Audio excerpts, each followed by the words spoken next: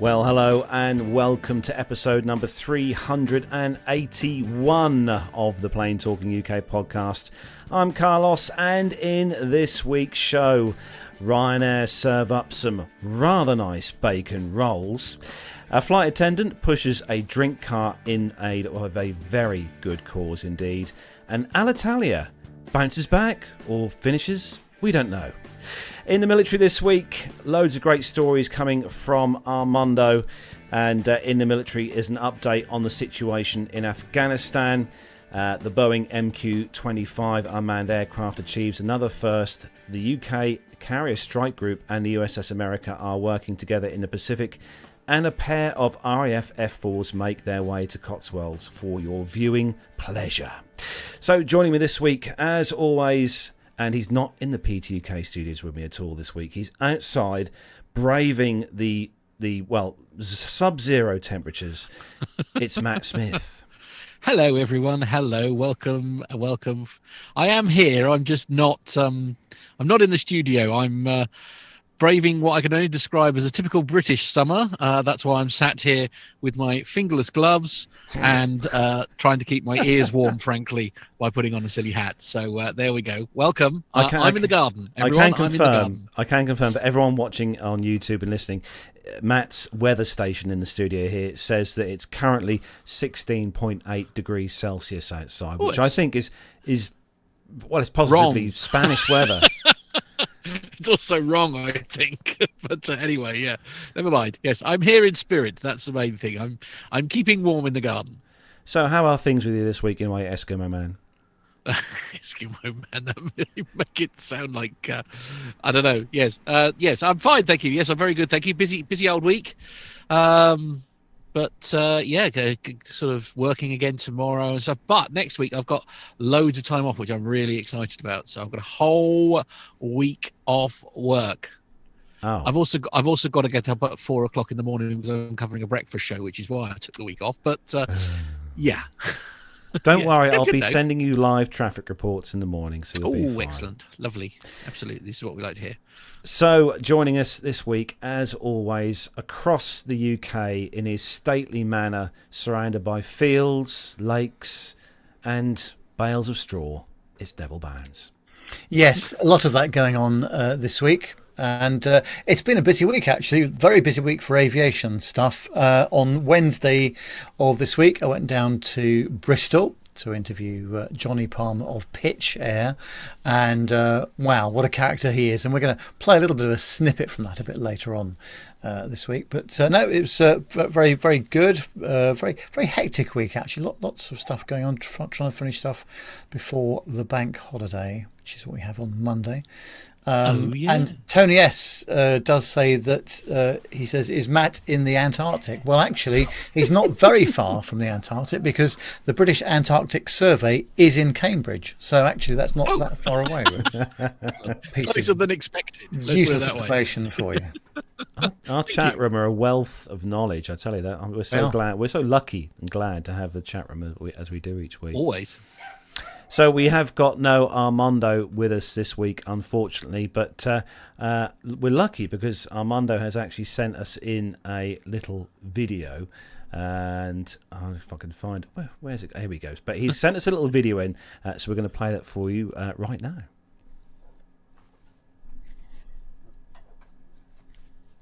Be on the show, but got some military stories for you. Hopefully, I'll see you next week. You guys have a great show, and if I can, I'll be listening and in the chat room. See you guys.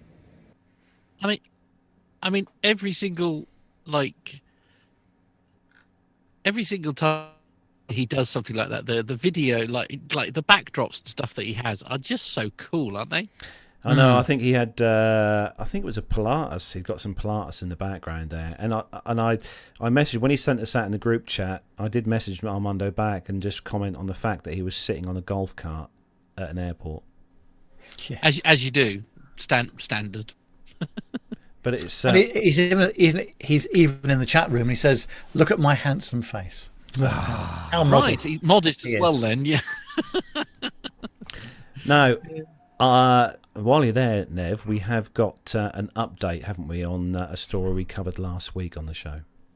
Yes, and well, this is a constantly moving target. It seems this story, but the Aer Lingus story that we covered on the Irish Times, in fact, it says that flights from Manchester to and from the US have now been pushed back to December, citing a delay in the government's easing of travel restrictions. But the Manchester base will soon be operational, with flights to Barbados going ahead as planned in October. And also there's an update on the A380 situation.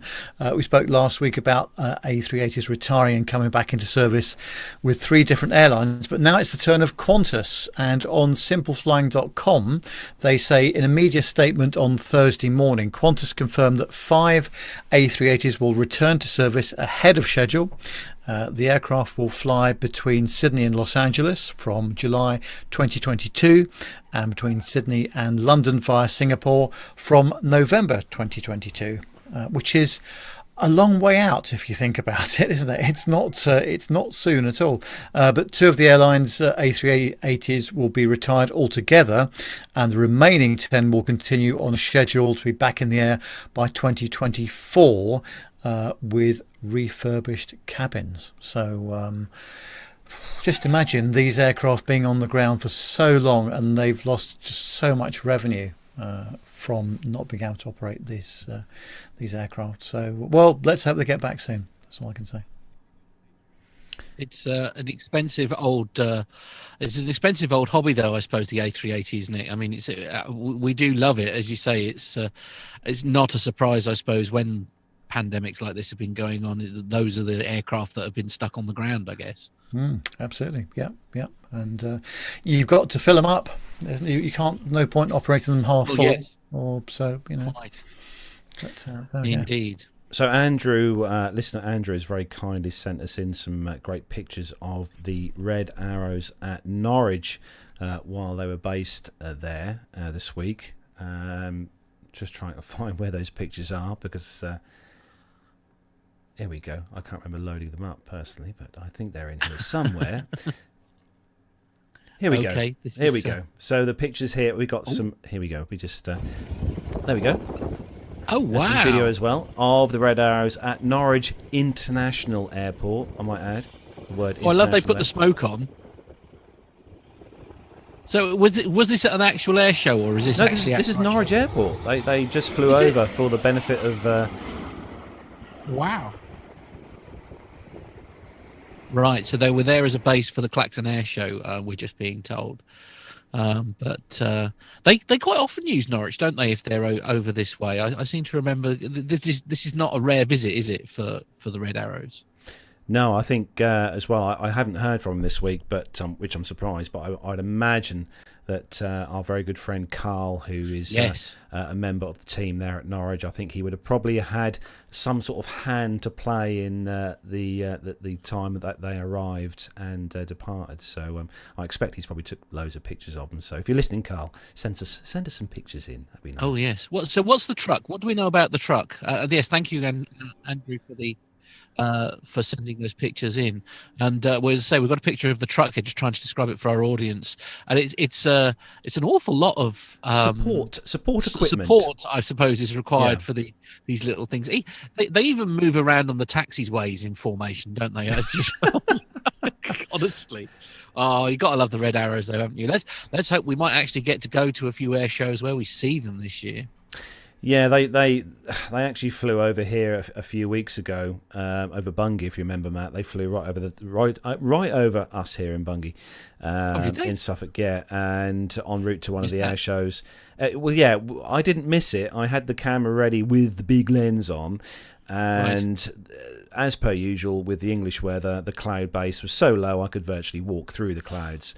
All I heard was the actual engine noises, and that was it. As per usual. So, well, you know, I mean, that should be enough, shouldn't it? That should be enough. Yeah. So we're going to say a big hello to everyone who has joined us in the YouTube chat room this evening. We're going to go through some quick names here before we hit some Patreon donators for this month.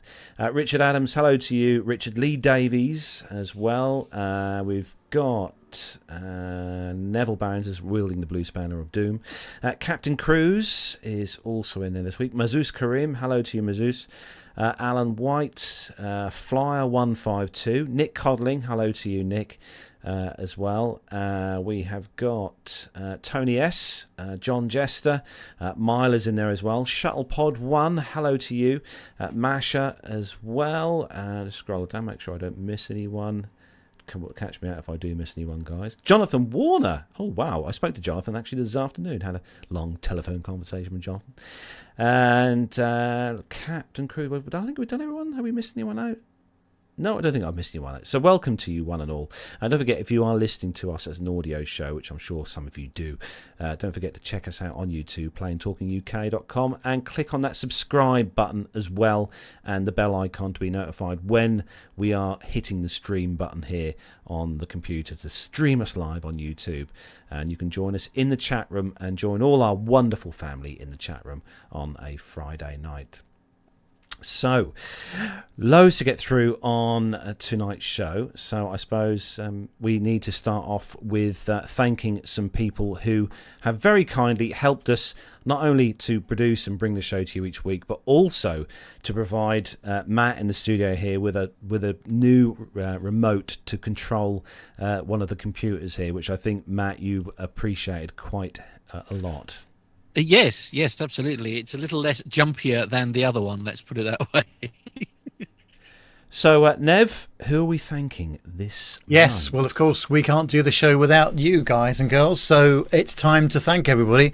And this month, we are thanking, on the Patreon system, Dirk S., Sasha Beer, Stephen Ivey, Nick Codling, Warren Dixon, Louis Cachares, Andrew van der Sarg, Alan White, Stephen Howland, Tanya Wyman, Megan Carrion, Jacob Darlington Brown, Nicholas Hewitt, Masha, Owen, Ruben Wells, Neil Lanwarn, Graham Haley, Jonathan Warner, Eric Graves, Mac Hayton, Jordan Rose, Andrew Wilson, Captain Jeff, Adam Spink, Liz Piper, Jeff Ward, Myla, Evan Shue, Philip Labe, Stuart Backer, Ray Williams and Stephanie Plummer.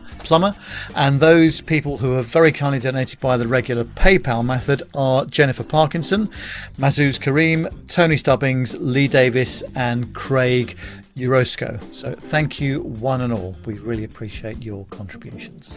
Yes, we do. And how can people join us on Patreon and PayPal, Nev, if they want to help us in the show? Well, the best thing to do is go to the website and look for the Patreon and PayPal donations. And that's planetalkinguk.com, and that's the best way you can send your money to us. But we really appreciate every single penny, because it all goes to helping us improve the output, and also enables us to do interviews and pays for the server fees, all sorts of bits and pieces like that, and studio upgrades and that kind of thing. And actually, it's worth noting as well, Nev, the donations very kindly helped to put together a very special series of an interview that you done earlier this week.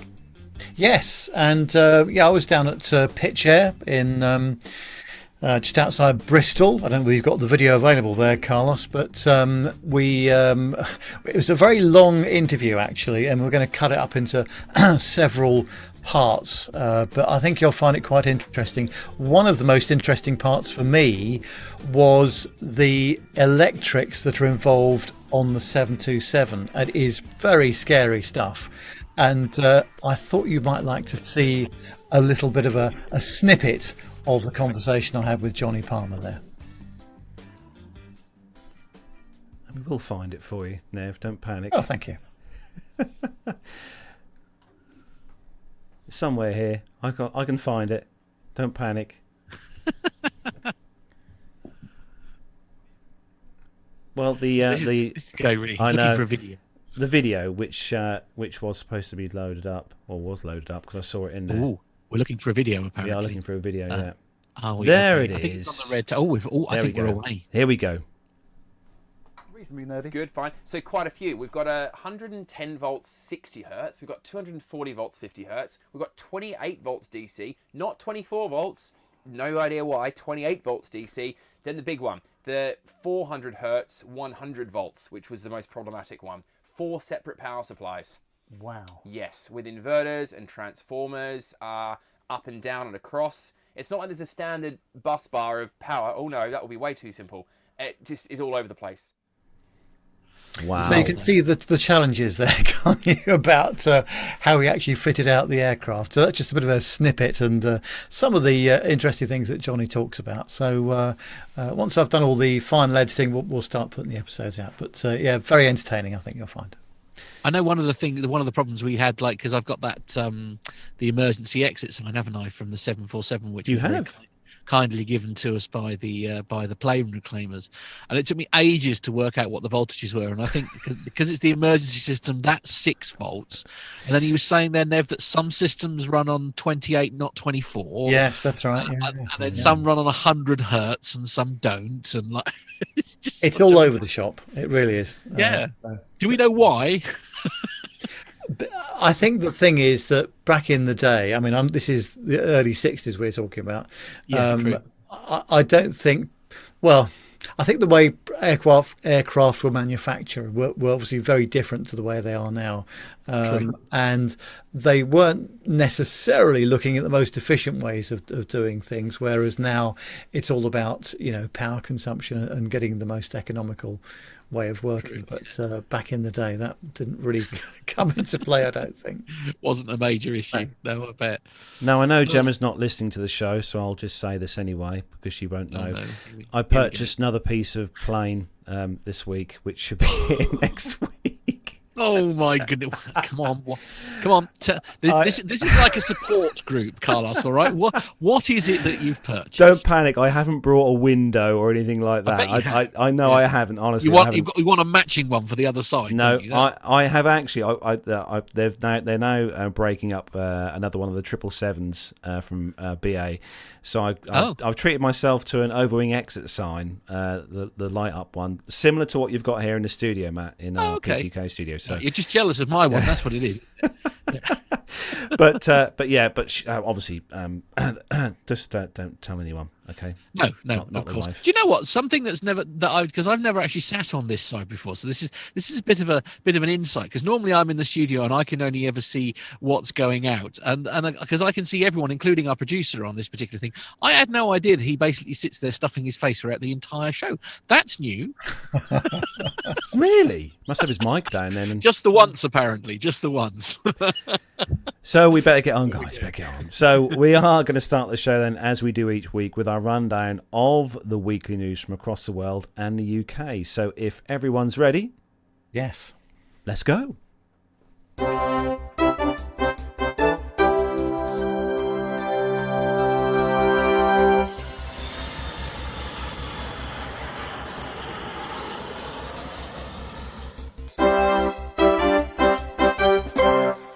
Well, coming up on the commercial news, this is from headforpoints.com, independent.co.uk, cyprusmail.com and travelweekly.co.uk. It says that British Airways is planning to set up a competitive subsidiary airline based at Gatwick Airport.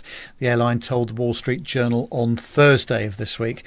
Creating a new unit could provide the airline an opportunity to lower its cost base and better compete in the intra-European market with EasyJet, Wizz Air and Ryanair.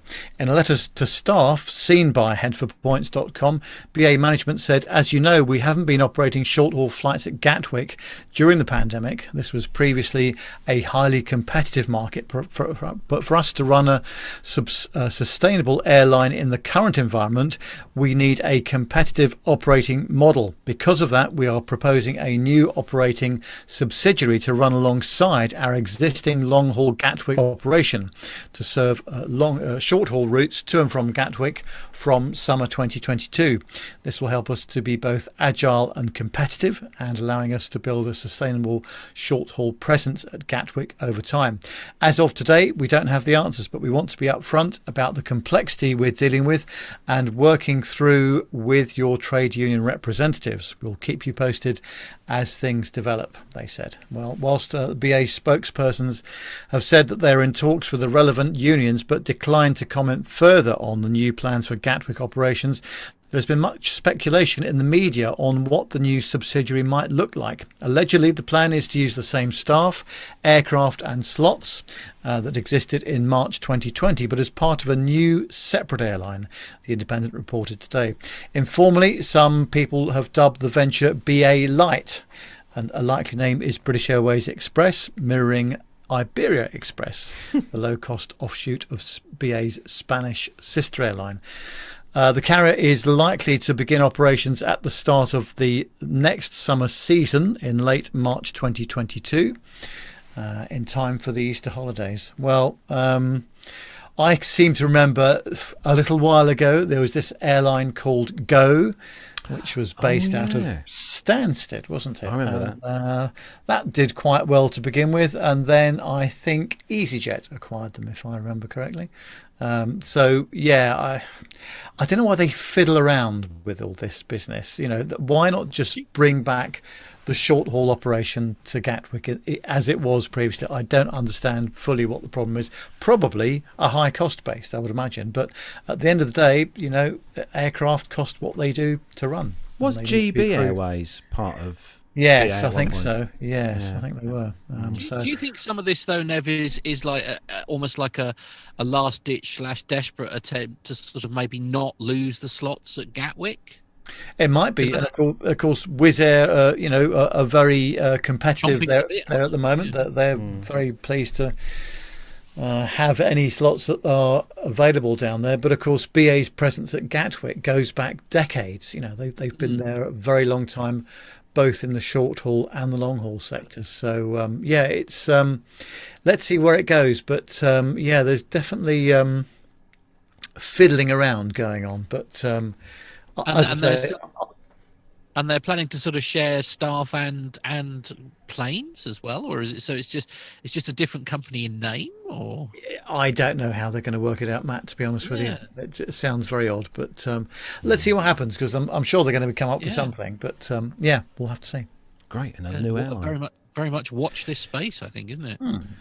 So, Matt, you've got the next story, and for all of us who love a good old bacon roll, I think this is a fantastic story. Right. Okay. Yes. So this comes from several sources, but the one where Nev gets most of his news from, obviously, is the express.co.uk, obviously, when it comes to aviation news. Also Dublin Live and insider.com. So it says, more back off than back on. Ryanair mocked for serving world's saddest sandwich. A Ryanair customer's in-flight lunch nightmare has gone viral after a picture of her bare bacon sandwich was shared. Author Liz Nugent posted the pic on behalf of her friend Amy Woods, who offered the rasher sandwich, who was offered the sandwich for €5.50 on her flight on Friday. Now, I think Carlos has got there we go. There is a picture of the said sad beautiful. Sandwich. Look at that. The picture shows the roll with two small pieces of bacon without the fat, barely covering the bread, which appeared to be dry. Liz said that my pal Amy paid €5.50 for this bacon sandwich with Ryanair today. I'm trying to figure out if it qualifies. I mean, having seen the picture, it does sort of rather suggest, I mean, you won't get fat by eating it, certainly, because there's no butter on it, there's no fat, there's barely any bacon. But anyway, the picture went viral with plenty of newspapers and blogs picking up the story. The tweet itself also had its fair share of comments with varying opinions from the public. Amy replied herself, saying that she did, in fairness, still eat the sandwich, and added that she had a great flight. I also had a lovely flight, and the cabin crew were class, she wrote. I just found the sandwich humorous and slightly overpriced. I still ate it, though. I doubt people will book a flight based on the quality of a sandwich, to be fair. Retail in Motion, that's apparently not a typo. That is actually the company's name. John has put in the notes, issued a response to Liz, and you should know me by now, John. If it's written down, I'll read it out. We are sorry and apologise. Yeah, absolutely. We are sorry and apologise for your friend's disappointing experience. I'm being shouted at in my ear. We always strive to deliver products that meet the high standards of our customers' expectations at Ryanair. In this case, we are extremely disappointed that we did not meet the usual high standards, and we will certainly look into this. But Amy said that she had texted the photo to her friend for no other reason than to share a laugh. She just said she didn't feel it was necessary to complain and just wanted to cure her momentary hunger. Now, just in case anyone on the YouTube stream missed the picture, I'm going to put that up on there again. So there we go. Okay. There again is the bread to bacon ratio is off the scale. I mean, I'm going to be honest. I've had worse sandwiches. But I mean, obviously, Jonathan Warner is saying that it's the saddest photo I've ever seen. I think is very true. He's just upset it's not grey. I don't know. It's fairly grey. It's quite sad. Hungry catering employee right there, sneaking some bacon slices away. I like it. Yes, that is clearly the future. It's not a great. Was it Megan Karen said it could only be worse if the bun were made of lettuce. I think that's a good point as well. Thank you. Oh my word. It's not my idea of a sandwich, but then it is what it is, I guess. I mean, if you are hungry, as I say, a part of me is like, I mean, this is clearly just a mistake, isn't it? This is not. I mean, you say what you like. Terrible. I mean, I've had paninis and stuff like that. I know. Actually, I noticed one thing. Laughed at in my ear. Matt, hello, sorry. Mr. Bones is being rather quiet about this bacon roll. Is he? No, I just. It would be such a disappointment, wouldn't it? Really, Imagine serving that in the BA lounge or something like that. You'd be laughed out of court. That bacon, that bacon on a much smaller roll. Yeah, great. Oh, that's true. Yes, one of those sort of tasting menus. A little tiny. Yeah, thing. absolutely. Yeah. Soupçon. A soupçon menu. Soupçon. Yeah. Indeed.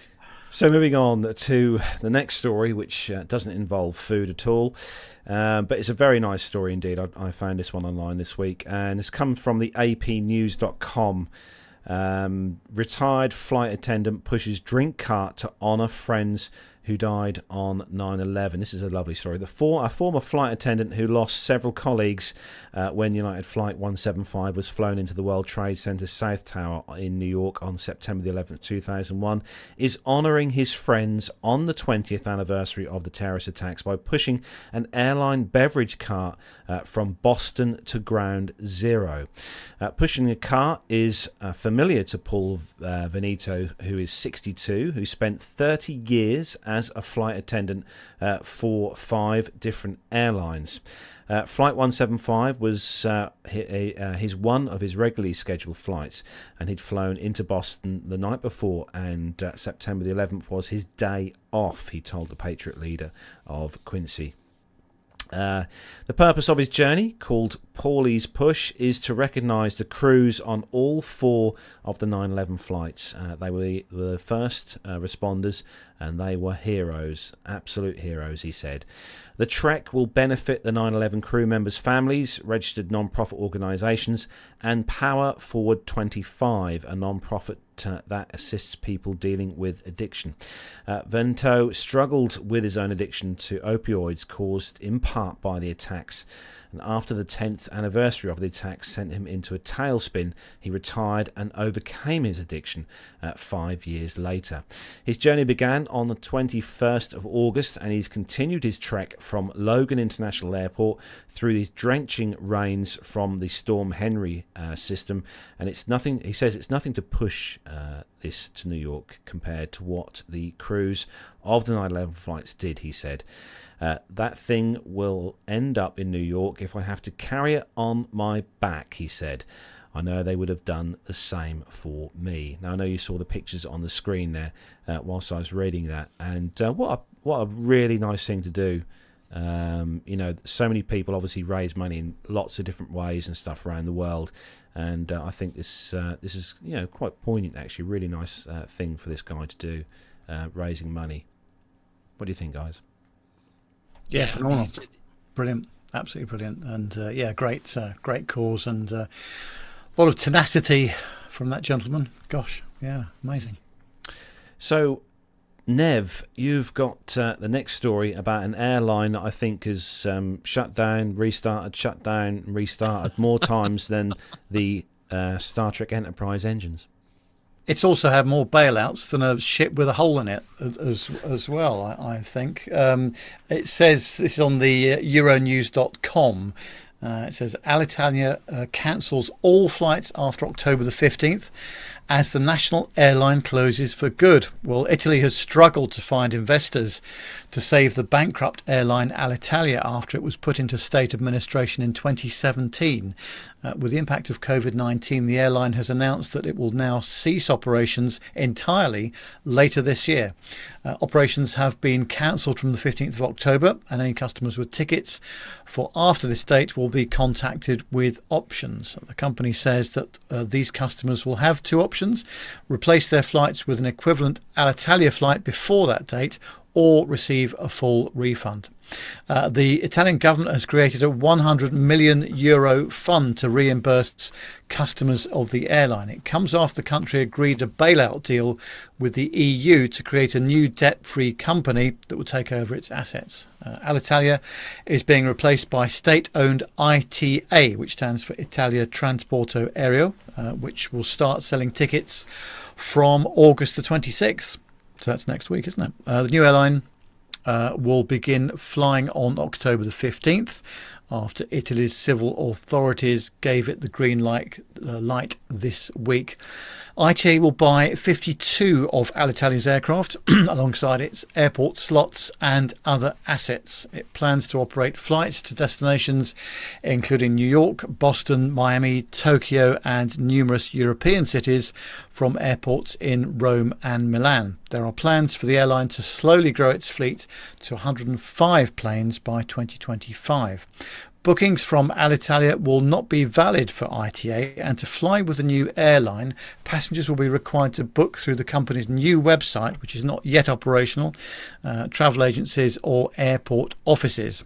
Under EU rules, the Mille Miglia loyalty programme cannot be bought by ITA. It must be put out to tender. This means that air miles could become loyalty points for a totally different type of reward, for instance, supermarket loyalty points.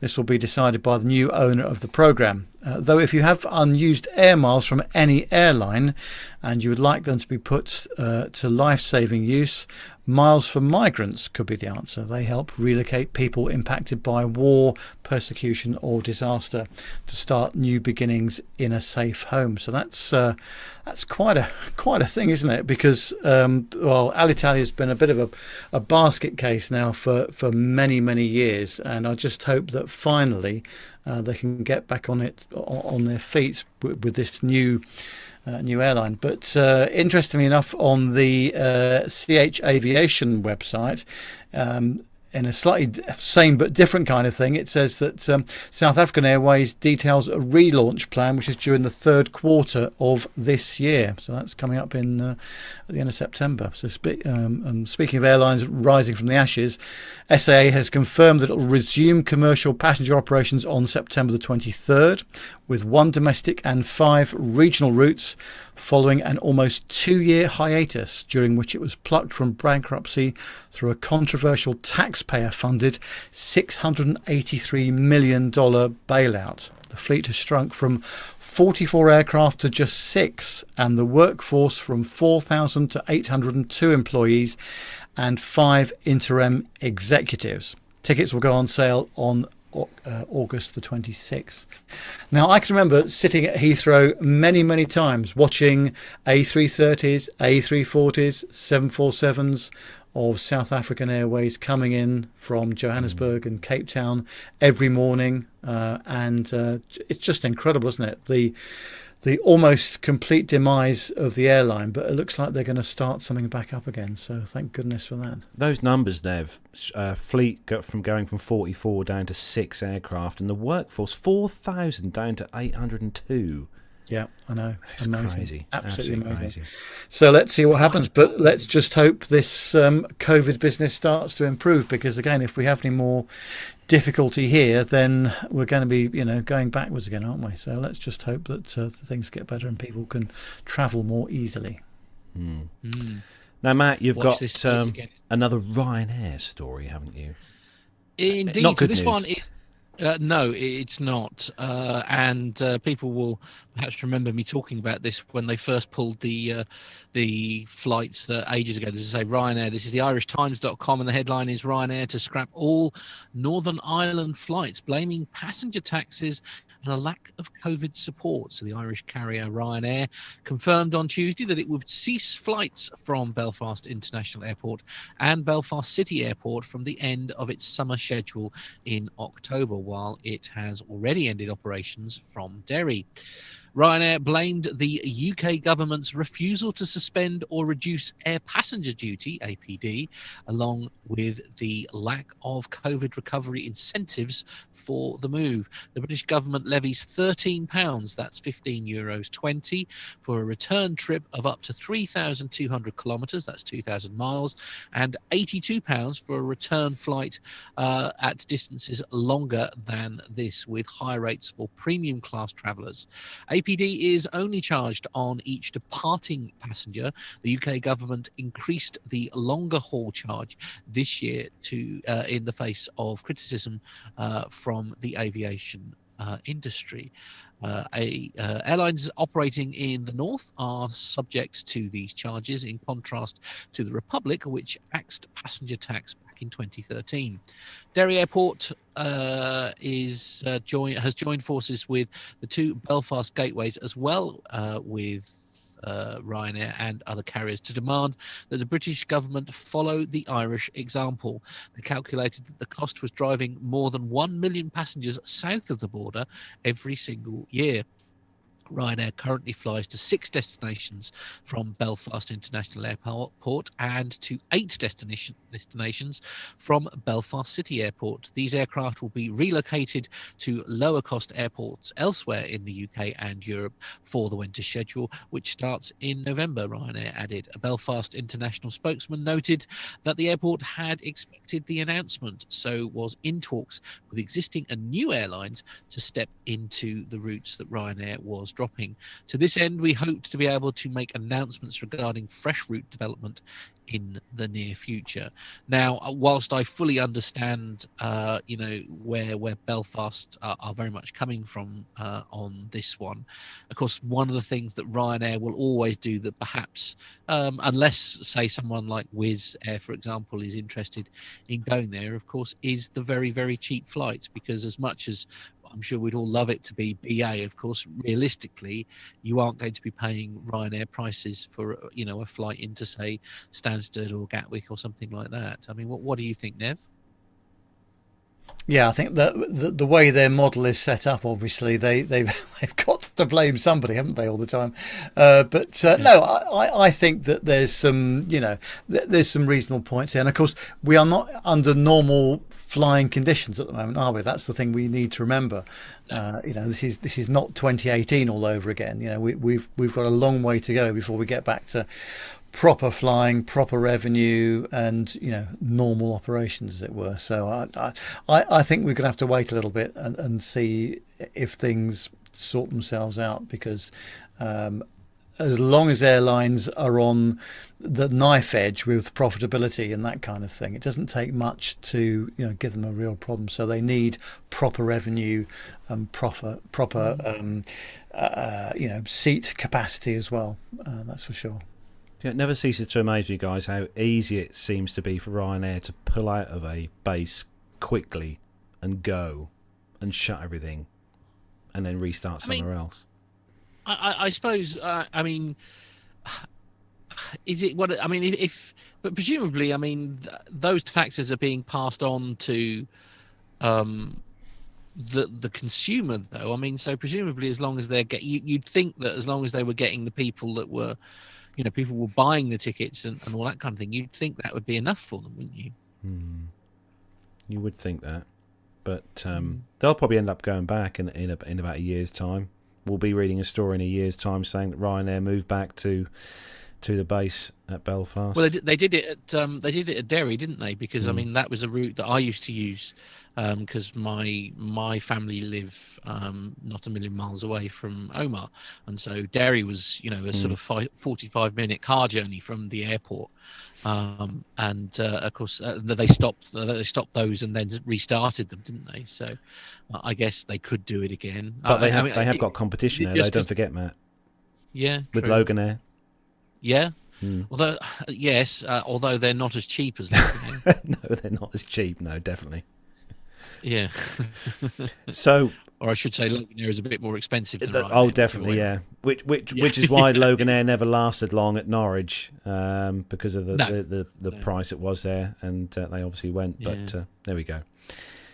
Next story is coming to us from aviationsafety.net. Av Herald, Simon's awesome site, simple flying and mentor pilot. So some of you guys might have seen the videos circulating on YouTube and social media as well. A really good video, actually. It's very interesting to watch. This was on August the 21st. An Aerosucre Boeing 737-230F or 200F freighter was heading to Bogota from Mitu. However, the Colombian carrier's freighter had to land back at its departing airport due to its main cargo door opening. We did a story about this not so long back. Early information indicates that the cargo door of the Aerosucre 737 opened shortly after takeoff. Video from the ground shows that the flight crew were able to return the aircraft for a successful landing at runway 20 in Mitu. There are no reports of any injuries, which is always a good thing. Flight HK5026, the 737-200F involved in this week's incident, is a 40-year-old model. Over the last 4 decades, it has flown with Lufthansa, Modi Luft, Vanguard Airlines, LATAM, and Sky Airline. Aerosucre took on the aircraft in May 2014. This is not the first incident that we've seen like this in 2021. On episode 370, we covered the story of the DHL 757, which experienced a cargo door opening as it was climbing out of Leipzig. And we have actually got a video of this particular incident happening, and we'll just watch that right now. So here we go. It's worth noting, actually, that the door is open. And if you watch, when the nose gear wheel touches down, the door shuts. There we go. Well, nearly shuts. Those gorgeous Pratt & Whitney JT8Ds. Yes. Well, that could have been nasty, couldn't it? So if your Amazon delivery was a bit late that week, that might be why. Yes. If they lost anything out of the cargo hold at all. But it was interesting to watch, though, on that video, just how that door just shut. As the aircraft touched down, the door kind of thought, well, I shouldn't be open really. I'll try and close again. But I mean, these are. I mean, as we saw with the 757, I mean that flew. The DHL one flew with the cargo door open in the upright position, and that aircraft managed to land safely, and everyone was okay. Can you imagine the airflow noise associated with that, though, Carlos? It must have been horrific for the flight crew, mustn't it? God. And not only that, the cargo on board, Nev. Obviously, we all know it's obviously netted. I think most of the cargo in those is netted in with cargo nets, but even so, like you said, Nev, with the noise because obviously the flight deck door is not closed on most cargo aircraft, and as John just said in our ears, those Pratt & Whitney JT8Ds were not the quietest of engine in their time. They did in the later years, they fitted hush kits on the back of those to quieten the engines down, which did work for noise abatement issues. But no, it's interesting to see. I'm just looking in the chat room to see what the chat room said. Captain Cruz says door shut and lift off again. And Lee Davies is saying that he prefers Rolls-Royce engines. So there we go, bit of controversy there. Yes. Prefers Rolls-Royce, but no, good job for the crews. They've done a good job with that, so well done.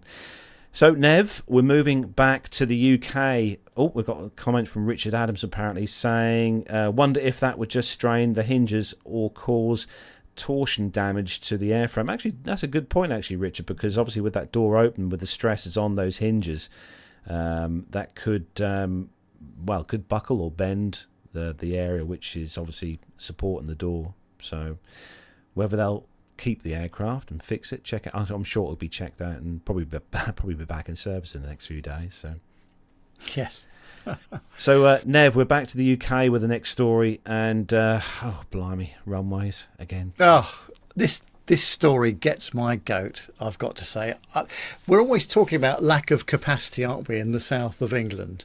Lack of runway capacity. Gatwick has had 2 runways since Adam was a kid, I think. Well, it's certainly a long time anyway. But they've been built too close together, so they can't be used at the same time. Slight fail, I would have thought. And equally, the what they call the standby runway 26 right, is also quite a bit narrower than the main runway and doesn't have an ILS approach to it, I don't think either. So why they did that in the first place, I will never know. But finally, it says on Air Cargo Week and simpleflying.com that Gatwick has announced that a public consultation will start on September the 9th on plans to bring its existing northern runway into routine use alongside its main runway. The scheme will help secure the airport's long-term growth, generating approximately 18,400 additional jobs by 2038, an additional expected 1.5 billion gross value added to the region. The plan, first put forward in 2018, involves repositioning the centreline of its northern runway by 12 metres or 39 feet to comply with international requirements. The airport's northern runway is currently used as a taxiway and standby to its main runway, but under proposals the new runway would be used for takeoffs only and accommodate smaller aircraft, with the main runway being used for all landings. The investment is expected to cost around £500 million to alter the runway and airfield, and an additional £300 million on expanding terminal facilities. The airport expects the development to add an additional 100,000 flights per year and boost annual passenger capacity by up to 75 million by the end of the decade. Well, they can do it at San Francisco, can't they? Parallel runways and approaches. Yes, and I realise this is a slightly different part of the world. But if they could use the 26 right for takeoffs and 26 left for landings, I mean, I've got to say, ATC did an absolutely phenomenal job at that airport, considering the restrictions they've got. I mean, it's an incredibly efficient single runway operation at the moment. But with all the talk for so many years now about lack of runway capacity, when there's the existing runway already there, and all they've got to do is make some modifications to it, I just do not understand what the delay has been for all these years. But I shall now get off my high horse. That's fine, Nev. You can stay on there if you like. We could just talk about other airports all around the UK. Captain Cruz in the chat room is what's he saying? £500 million to move an existing runway by 12 metres. Ouch. I mean, that does seem like quite a high price tag. Yeah, I mean, they might have to reposition some, taxiways and what have you. But frankly speaking, in the context of what it would achieve, it's like, well, just get on with it, guys. But now there's a public consultation, and you know what that means? More delay. That's true. I mean, I'm sure it would pay for itself in no time, though, wouldn't it? That's the argument, isn't it? Well, you could say, of course, in the current circumstance, they should just get on with it, because with aviation in a bit of a pickle at the moment, it'd be a good time to start doing it. But anyway. Richard Adams is saying in the chat room, "Ari getting your goat." There is still active instructor in southern UK who used to fly 152 from Bournemouth to Sandown with his pet goat, which then grazed until home time. AC Reg was G Butt. GP. I see what happened there. Wow. Okay. Nice. Now, Matt, you've got the next story, and we're moving to the US of A for this next story. We are indeed. Multiple sources for this one: BBC, Newswire, Flight Global, and Aviation 24. Also Simple Flying. And the headline that goes with all these is Delta Airlines imposes a $200 monthly surcharge on unvaccinated staff. America's third largest airline, Delta, is to impose a $200, that's £145, monthly surcharge on employees who are not vaccinated against COVID-19 in order to stay in the company's healthcare plan. It will also only pay sick leave to COVID sufferers who have been double jabbed but still get infected. Boss Ed Bastian said it would help stem the aggressive spread of coronavirus as infections rise across the US. In a memo to staff, Mr. Bastian said Delta's surcharge would apply from the 1st of November to staff enrolled in its healthcare insurance plan, meaning most of its 75,000 workers will be affected. He said the average hospital stay for COVID-19 now costs Delta something in the region of $50,000 per person, which is untenable. This surcharge will be necessary to address the financial risk the decision to not vaccinate is creating for our company. He said, so employees who aren't vaccinated must wear masks in all indoor settings, effective immediately. Mask wearing has up till now only been mandatory on board the aircraft, but not for office staff. Bastian noted that as of Wednesday, 75% of Delta's employees were vaccinated. Elsewhere, United is allegedly offering employees who do get a vaccine an extra day of vacation and $50.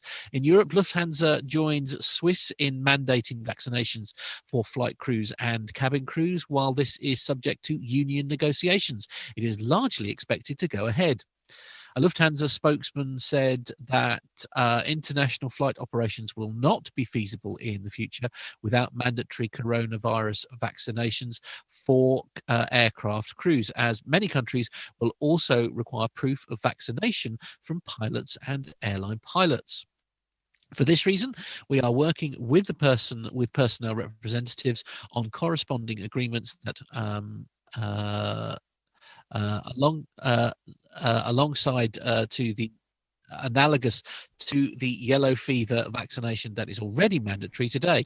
They're going to make a corona vaccination a prerequisite for flying assignments. The requirement does not extend to its non-flying staff or passengers.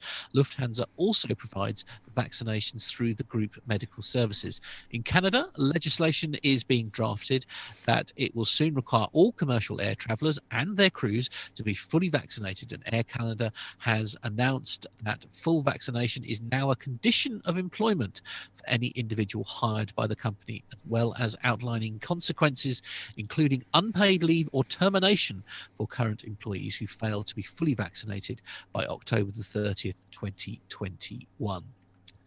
So yes, I just want to sort of clarify, really, sort of. So it was the up.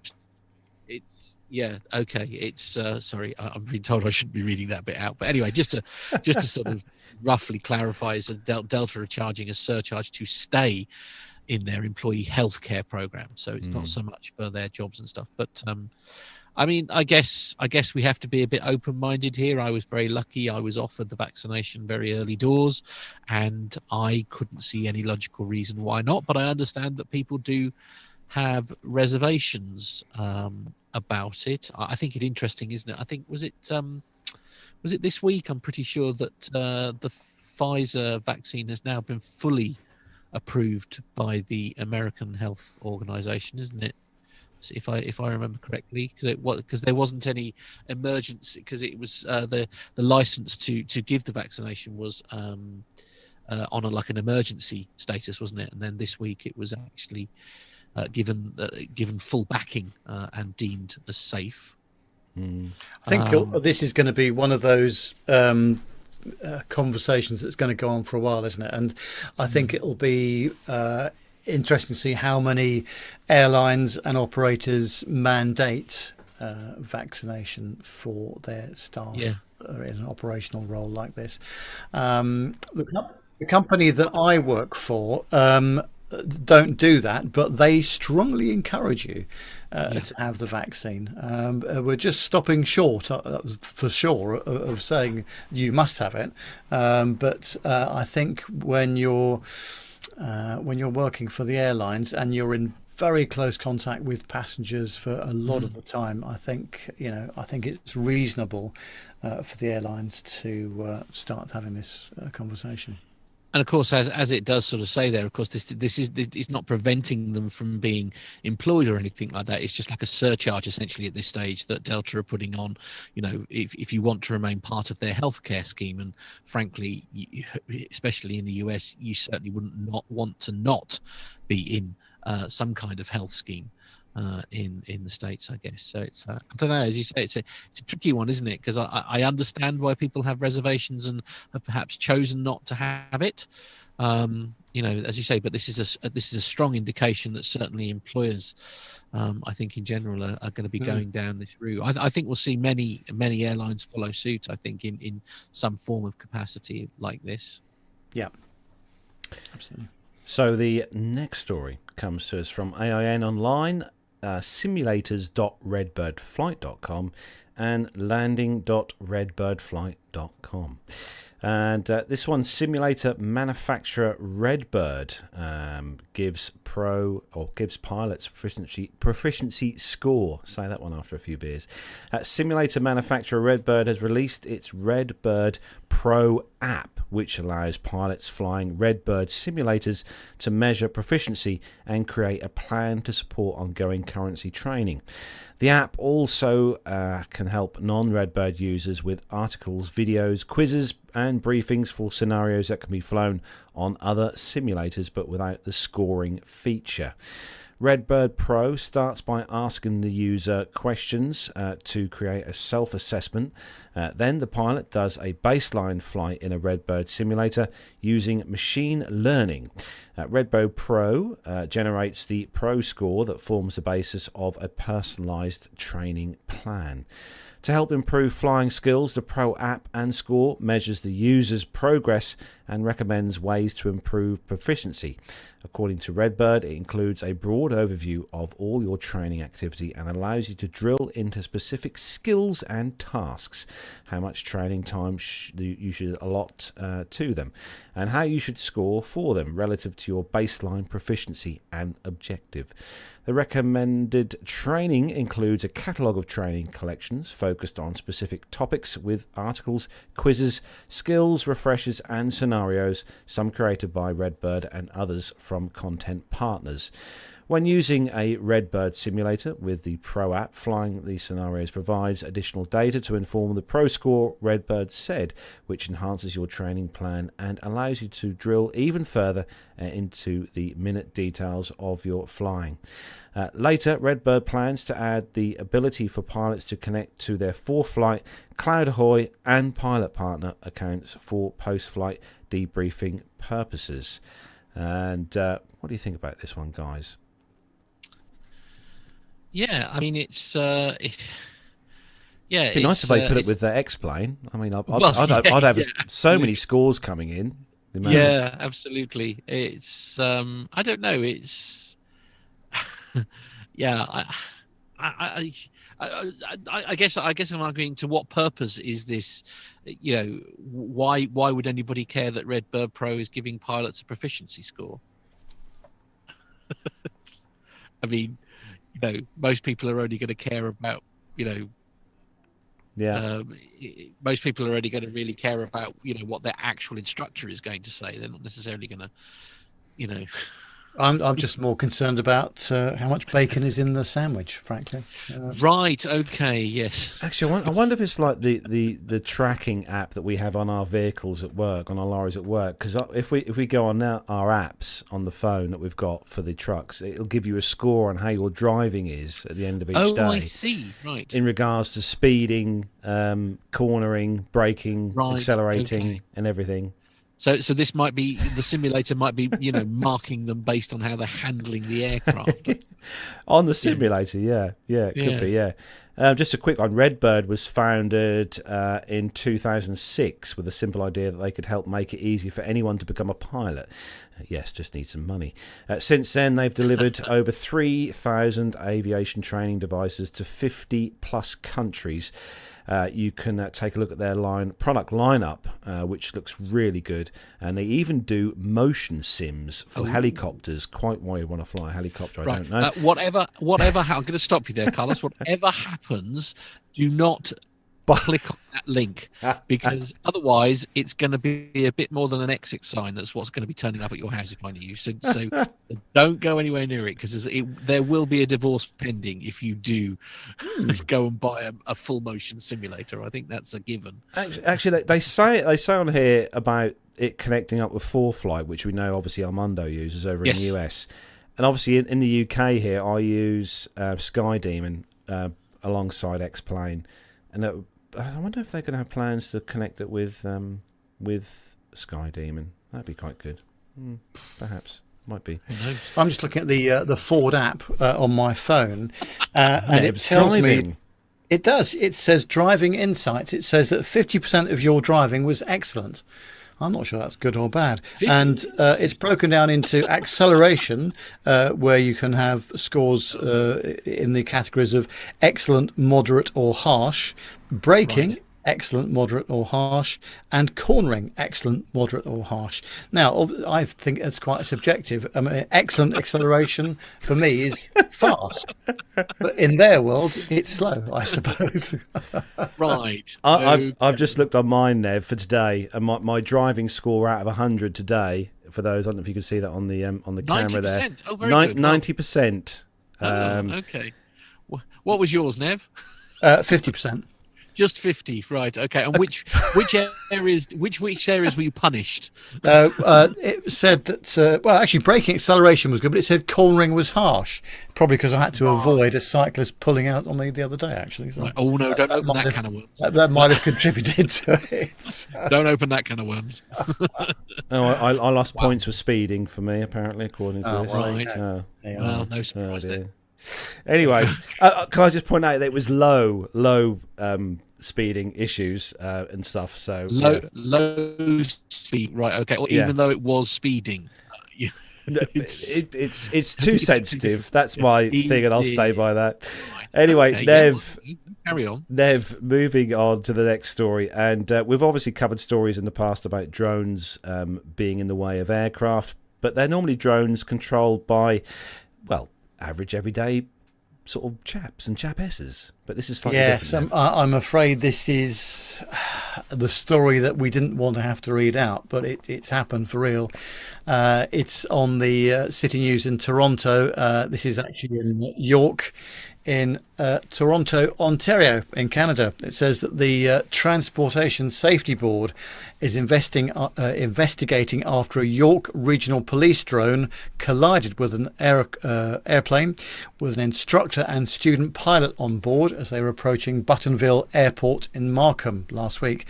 The instructor for a Canadian Flyers International Inc., a Cessna 172 N, which is registration Charlie Golf Kilo Whiskey Lima, reported that they had just turned base leg to final for runway 15 at Toronto Buttonville Airport in Ontario, and were established and stable at 1100 feet ASL, or about 500 feet AGL, when they felt a jolt that pushed them back on their seat. They thought they'd hit a large bird, but they proceeded to land. There was no change in the configuration or power since they were about to land, but when exiting the aircraft, they were shocked to see a major dent on the left underside of the engine cowling. The airbox was also bent. A few hours later, a police detective confirmed that a York Regional Police drone had struck the aircraft. The aircraft suffered minor damage, including a propeller strike. The remotely piloted aircraft system, RPAS, was part of a York Police Services operation in the area of Richmond Hill. NAV Canada had not been advised of the RPAS operation. The report submitted to Transport Canada said that the drone had unauthorised entry to control aerospace. Dario Mantrudola, who's one of the owners of the flight school Canadian Flyers, said that the drone struck a few inches further away. If the drone had struck a few inches further away, both occupants could have been killed. He said that the pilots were given no indication that there was a drone in the area at the time of the mid-air collision.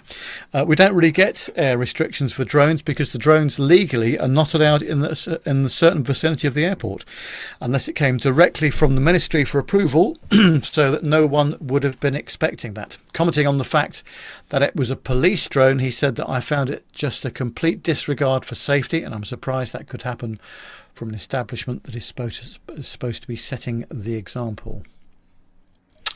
Paperwork to fill out there, ladies and gentlemen, I think you'll find. And very fortunate that did not end in a very bad way indeed. I gotta say, that must have been one hell of a size drone to make that size dent in said cowling. Yes. I mean, that's not a graze, is it? I mean, that's quite a severe... That is not going to take it out, is it? No, I mean, that must have made landing a bit tricky as well, because, I mean, there appears to be sort of, I mean, there's all sorts of things that could have gone wrong there. Well, it's very close to the nose wheel landing gear, wasn't it? I was just looking at it there, because you've got the oleo at the front there, and it does look like it would compress okay on touchdown, because it's not affecting the oleo itself, the strut itself. But, I mean, that's quite... I mean, the engine on those, I think it's did you say it's a 150 or 172? 172. 172, yeah. The engines, when you take those cowlings up, the engine actually sits quite high in those aircraft. So I wonder the space where that particular damage is I don't think there's sort of there isn't anything kind of well, I say in the way, any sort of major parts in the way there, but it's still a hell of a bit of damage on there, though. But as it says in the story, though, I mean, it could have been, if it had been a little bit further to the right, if it could have been a little bit lower and maybe caught the gear wheel or something like that. I mean, this could have been a very different story, couldn't it? I mean, this could have involved, the fatality of two innocent parties because a drone was somewhere where it shouldn't have been. I mean, it didn't have authorization to be in that area from what the story is saying there. I mean, so... as you say, and it's an organisation that should have known better.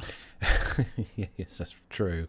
Wonder if they had one of your fancy licenses, Matt, for actually flying drones, eh? Well, I would hope so, because if you're using it in a commercial capacity, you need a better one than the one I've got.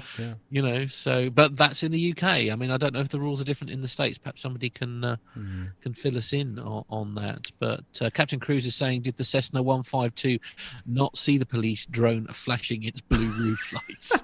Right. Okay. Thanks, Captain. Oh, dear. Always appreciated. Luckily, it didn't go through the windscreen, though. Nick Codling is saying, which is a very good point. There, as you say, it's as I say, different part of the aircraft. It could have been very easily a completely different story, couldn't it? So we're going to stay with you for this next story, Matt, and because obviously you've got two pets actually, technically, because you've got Mima and I mean, Alfie. I've got a cat that nothing's me and a dog that just makes a lot of noise all the time, if that's what you mean. But this could potentially be good news for you if you want to take Alfie over to the States.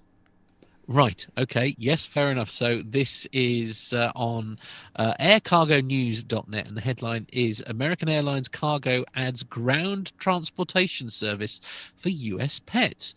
American Airlines Cargo will offer a home delivery service for pets traveling on its flights in the US through a new partnership with My Pet Cab. The new service starts on September the 1st and will allow customers booking travel for their cat or dog to add a delivery ground transportation service to their reservation through an American Airlines Cargo pet booking agent. This means customers can welcome their pet at home instead of waiting at the cargo terminal, the carrier said. Roger Samways, who is the Vice President Commercial for American Airlines Cargo, said not only will this new add-on service save our customers time, but it'll also give their pets a safe and comfortable ride home on the final leg of their journey. Now it's right. Okay. John's trying to destroy me here, it seems, because it does say in red, and I know I'm not supposed to read this out. It says, just for fun, let's see how many of these airports that Matt can get. They're all pretty big airports in the US. Okay. Come on, Matt. So here we go. The first one, BOS. Boston. Well done. CLT. Charlotte. He's blinking good at it. ORD. I want to say Orlando. No, that's no. wrong, apparently. I don't know. ORD. No, you'll have to put me We'll out. leave that one. DFW.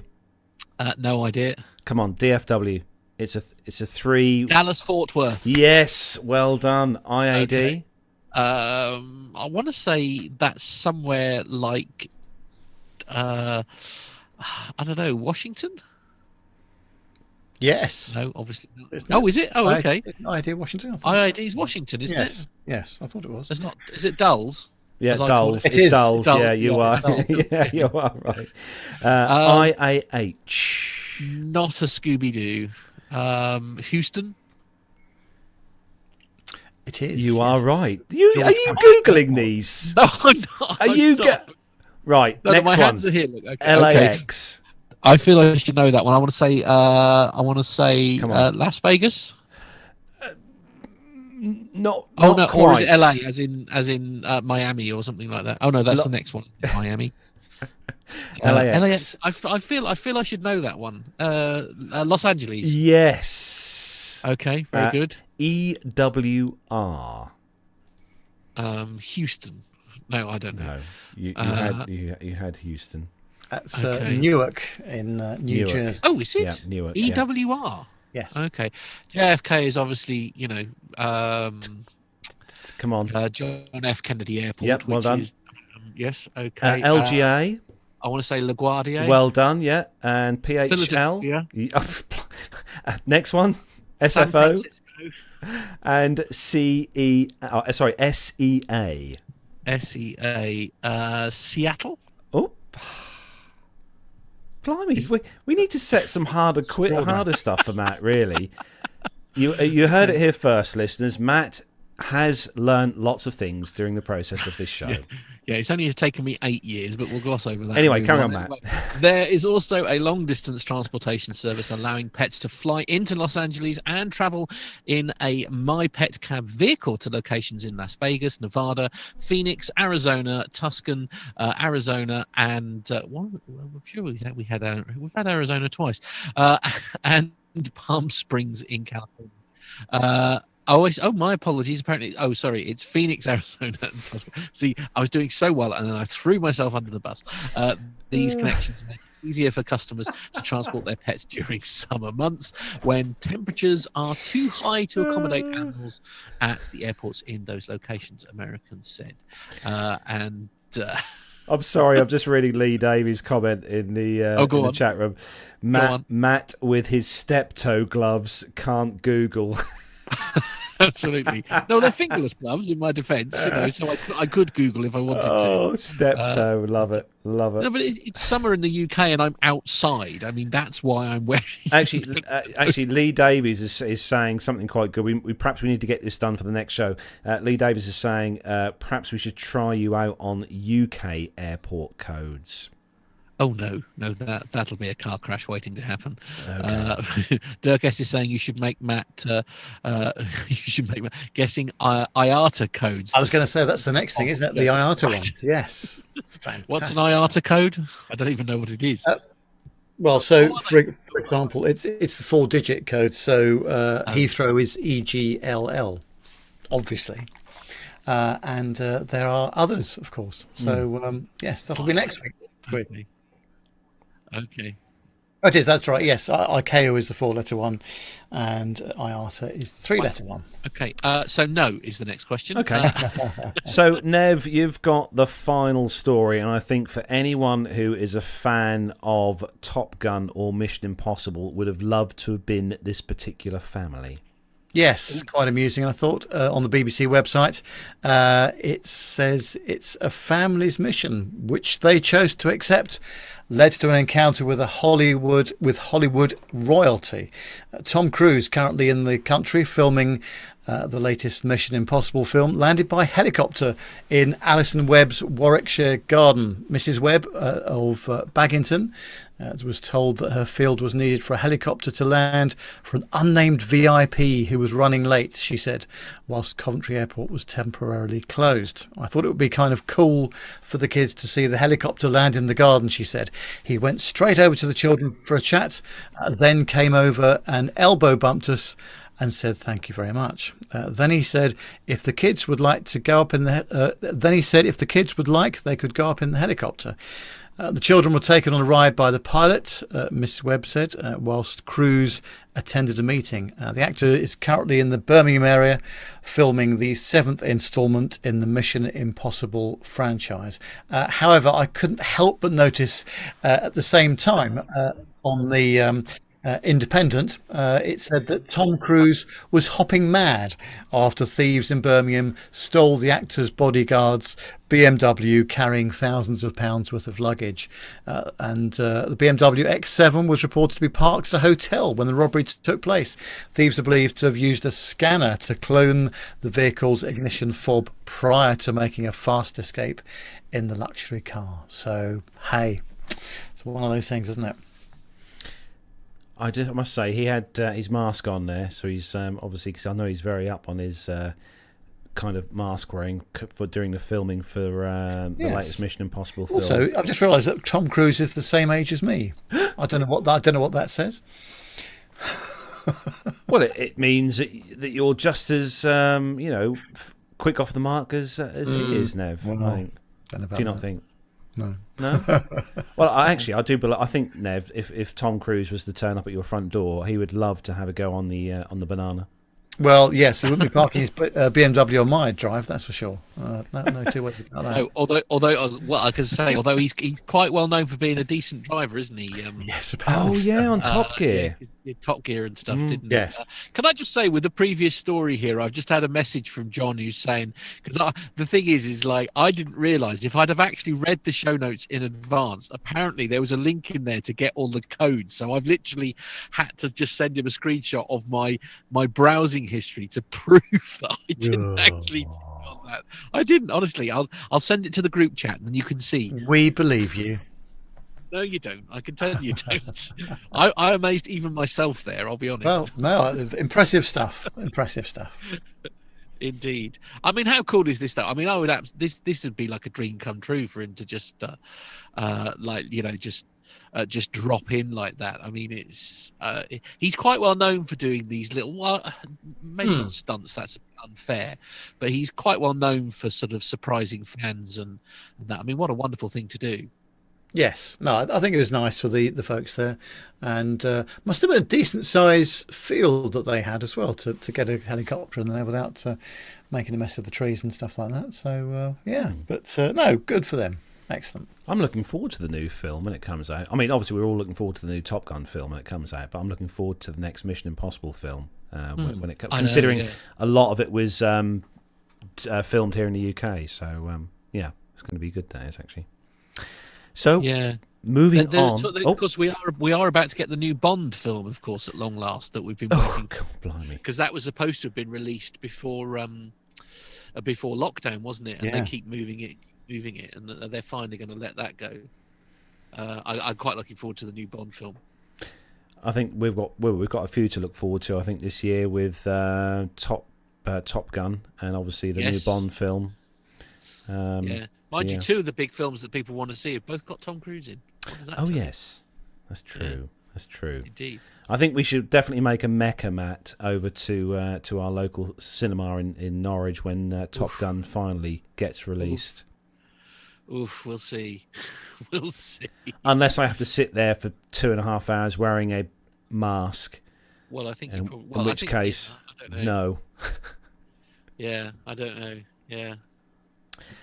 So, We'll see. moving on then to the next part of the show, which is obviously going to be our caption this just for fun competition kind of thing. We run this each week. Well, we try to when I remember, and I'm not too busy to put them up on the Wednesday like I did this week because I've been rather busy this week at work. But I did manage to get a picture up on Facebook this week. If you follow us on Facebook or don't already follow us on Facebook, you'll know that we have a caption this picture which we put on our Facebook page each week for you to comment on. And this week we had quite an interesting picture on the Facebook this week. If we'll just practice up on the screen here, there we go. For those of you watching on YouTube, we'll see the picture that was on our Facebook page this week for you to caption.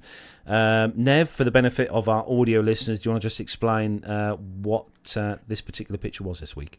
Yes, it looks a rather small aircraft. Is that a 787? It is, isn't it? Yes. I think it's a 7. Or the most part of it is, but yes, looks like a 787 converted for executive jet use, I would say. Something like that. Very small. So we had lots of entries, I should say. Had lots of people comment on the picture this week and leave some interesting captions. So I'll kick things off with John L, who said, due to the global shortage of microchips, AM purchasing department took to the internet for their latest purchase, but they misunderstood the metric dimensions to the American imperial ones. Very good. Nev, do you want to take the next one? Yes, Richard Kay says it's a perfect short-haul aircraft, which it is. I like it. James H says American Airlines reveal plans to start direct flights. I like this one. To Lukla, Nepal. Matt, it's got one of the shortest runways. You should see the videos online. It's right, so okay. good. Yeah, it's really good. That's It's very high runway as well. Yeah. Alan W says, if you see a sign in a shop window that says 80% off, it's too good to be true. Ain't that the truth? Definitely. Paul G says, did they buy this from Wish? No, that's funny. That's funny. Yes, actually, I could. As I say, if you know, you know. I can tell you a very amusing story about that. My friend Geordie bought himself a plane. No. He bought himself a bird table from. Boy! And it looked absolutely brilliant. It looked like it was going to fit his garden perfectly. I think when it arrived, it was one intended for a doll's house, not actually for his garden, which was hilarious. Anyway, David K says, "Winging It Airlines."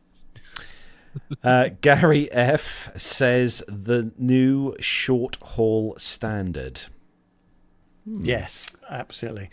Doug B says 787 SP. Oh, I like that one. I do like that one because like that it does remind me of the 747 SP a little bit, doesn't it? Yeah. And the last one with you, Matt, from Eric G. Yes, it says Nightmare Liner. Nightmare Liner is. Oh, dear. It's good. We've got some. We have got some ones in the chat room. Let's have a quick look on the chat room here.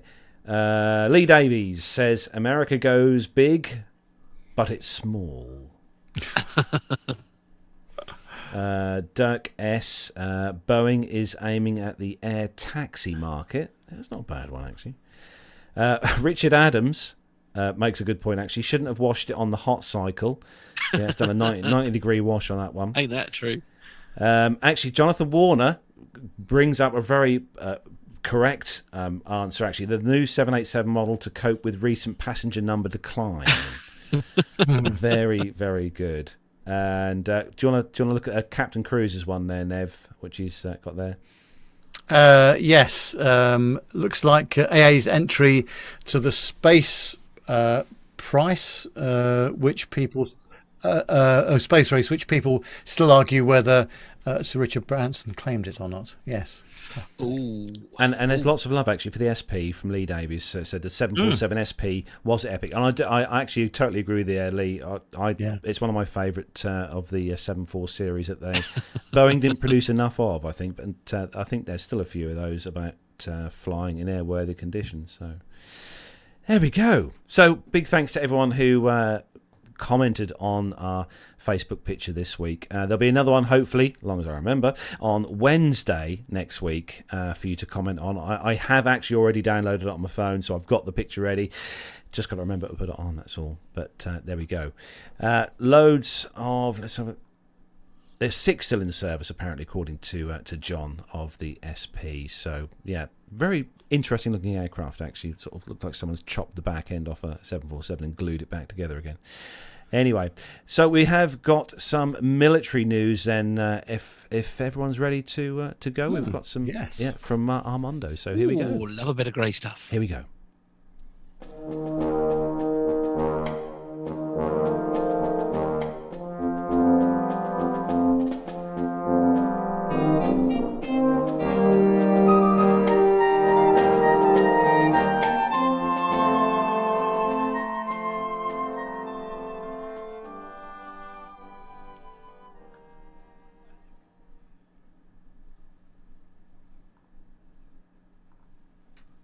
Hey guys, we're going to start this week with a little bit of an Afghanistan military situation update. So this is just a sort of a hodgepodge of stories from around the news outlets. This first one is from laprensalatina.com. Spanish military airplane carrying 110 evacuees from Afghanistan took off from Kabul on Friday to land in Dubai. Some 50 out of the passengers were traveling on to Spain, according to their Foreign Affairs Minister, Jose Manuel Alvarez. Among the passengers are 3 Afghan families from the embassy in Kabul and the captain of the Afghan Paralympic basketball team, among others. This is the second flight of evacuations operated by the Spanish military so far. That's as of this recording. Last Thursday night, first flight landed in Spain with about 48 Afghans and 5 Spaniards. Another flight carrying 36 Afghans stopping in Rome landed in Spain to be redistributed among EU member states. So Spain last Thursday offered up to create a hub for Afghan refugees to be evacuated from Kabul into the European Union. Now this next story is from the aviationist.com. Now we saw some pretty terrible images of people holding on to the wheel wells of the C-17 in that first day of evacuations. So this is a little bit of update on that. During that beginning of that takeoff roll in Kabul, the number of men climbed onto these main landing gear fairings, and it's possible that they did not understand how the landing gear doors would fold flush with the aircraft. So there's also been suggestions that persons may have actually climbed inside the landing gear wells. Story in the Washington Post revealed that the flight crew of the C-17 could not fully retract their landing gear after taking off from Kabul and actually declared an in-flight emergency. Once that emergency was declared, the flight crew of that C-17 diverted to an alternate landing area in a nearby country and made a successful emergency landing. That's according to the Washington Post. The emergency landing area was later reported as Al Udeid Air Base in Qatar. Upon inspection of that main landing gear, they did put out a statement that said human remains were discovered in the compartment. Despite those tragic news following the deaths of those refugees attempting to flee Afghanistan, there was actually a story of hope that emerged from Afghanistan on Saturday, August 21st, according to reports that surfaced on Twitter. Medical support personnel from the Air Force's 86 Medical Group helped an Afghan mother deliver a baby on board of a C-17 call sign Reach 828. They had just touched down at Ramstein Air Base when the plane had flown directly from Afghanistan with refugees. So the C-17 flight crew may have saved the lives of both the mother and the baby when they descended from their previous altitude to raise the cabin pressure in the aircraft. The mother went into labor and began experiencing complications. According to a report, again on Twitter, the flight crew's change in altitude helped stabilize and save the mother's life. Now, in last week's episode, when we talked about the Afghanistan situation, I reported that the initial C-17 that made its way around the media circles had actually had about 640 people on board. That was inaccurate, as it turns out. Those initial reports were correct in that the aircraft actually carried over 800 people. It had 823 people. The first correction to that story did not count children, lap children. So it was about 600 and something adults, but the total initial evacuation was over 800 people on one aircraft. And then last thing about the evacuations, the Italian military is conducting what they're calling Operation Aquila Omnia, and they put out a statement from the Italian Ministry of Defense saying that the commitment of the Ministry of Defense is maximum to evacuate those who collaborated with Italy. Their commitment is to work with the maximum effort to complete the evacuation for Afghan collaborators, activists, and those exposed to danger. This Aquila Omnia, their operation name, is planned and supervised by the Comando Operativo di Vertice Interforze, which is the operational command of the joint forces. They directed the deployment of 3 KC-767s of the 14 Stormo and 4 C-130Js from the 46th Brigata Aerea of the Italian Air Force to conduct this evacuation. Now, kind of moving on to some other, a couple of weeks ago, we highlighted some State Department helicopters that have been operating in Afghanistan. That was before this whole situation developed. So this update is from thedrive.com. The U.S. State Department has confirmed that 7 CH-46 C-9 helicopters, also colloquially known as the Frogs, that belong to its air wings, have been rendered inoperable and abandoned in Afghanistan as part of that ongoing evacuation effort. Now, this non-combatant evacuation, or NEO as we call it in the government, could very well be the last major mission ever for any C-9 belonging to the U.S. government. The State Department is already in process of divesting its entire fleet. Now, in addition, the Pentagon says that this NEO could be the second largest in American military history, the other being the evacuation of Americans from South Vietnam in 1975. So the War Zone, which is part of the Drive.com, has already reported that there is evidence that at least one of the State Department's now abandoned C-9s in Afghanistan was originally obtained secondhand from the U.S. Marine Corps, and it actually took place in that evacuation in Vietnam also. Additionally, in the helicopter realm, based on some publicly available images on the ground and from satellites, the U.S. Army's 160th Special Operations Aviation Regiment has a small presence of a couple transport helicopters in Kabul, or they had a presence there when the city fell to the Taliban on August 15th. But since then, they have actually bolstered their numbers in the country. Most notably, a contingent of at least 8 MH-6 Littlebirds and some specially modified MH-60 Blackhawks and MH-47 Chinooks. Now, these two larger types of aircraft are capable of in-flight refueling, and then they can deploy directly without having to be broken down and flown on a transport aircraft, although they do fit, which are currently highly taxed, obviously bringing standard forces to protect the airport in Kabul and then flying out with Americans and Afghan allies.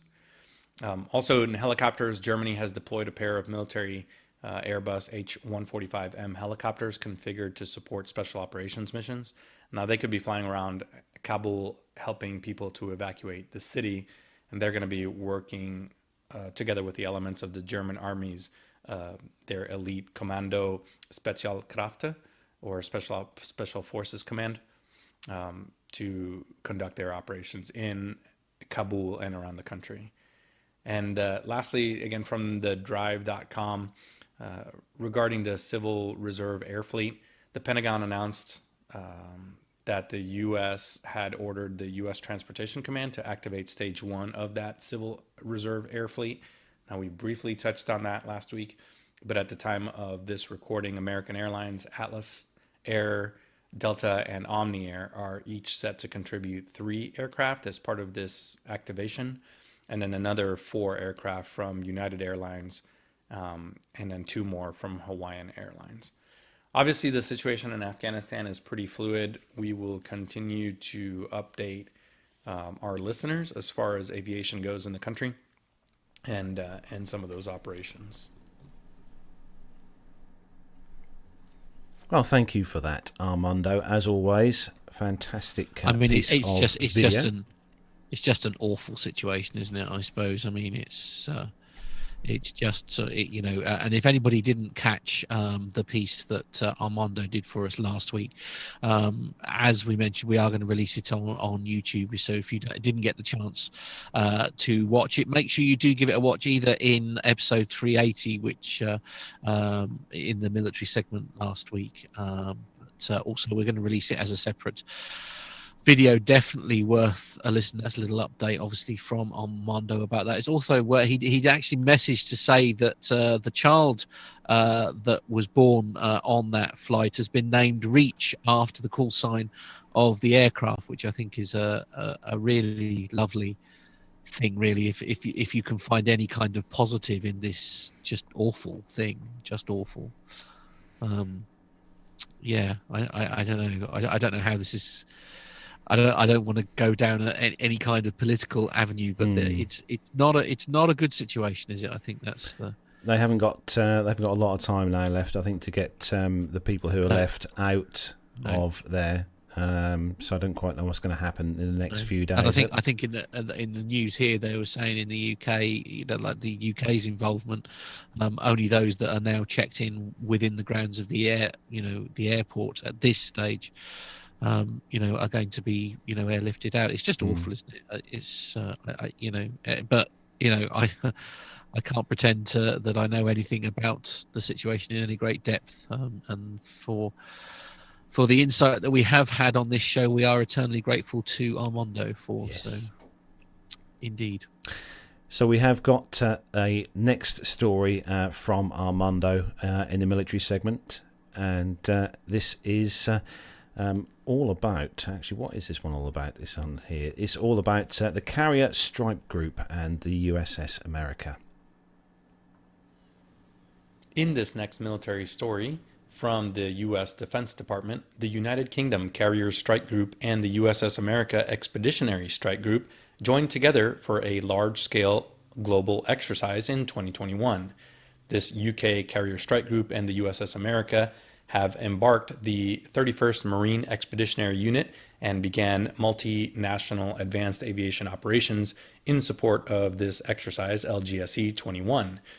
According to a statement from U.S. Navy Rear Admiral Chris Engdahl, these events allow us to work with unmatched network of partners and allies in a complex environment, supporting the common goal of a free and open Indo-Pacific. He continued to say that continued and combined operations in this region allow us to improve shared understanding, trust, and interoperability on challenges that have global impacts. Now, LGSC-21 is a global command and control exercise with a regional focus. That's to enhance the integration of the United States and its allies and partners in the Indo-Pacific region. With many operations, activities, and investments nested under the LGSC-21 umbrella, these operations are part of a larger initiative. When sailing together, the strike groups will conduct a large formation steaming maneuver, anti-submarine and surface warfare exercise, and aviation integration events to enhance their capability and proficiency throughout all of their expected domains.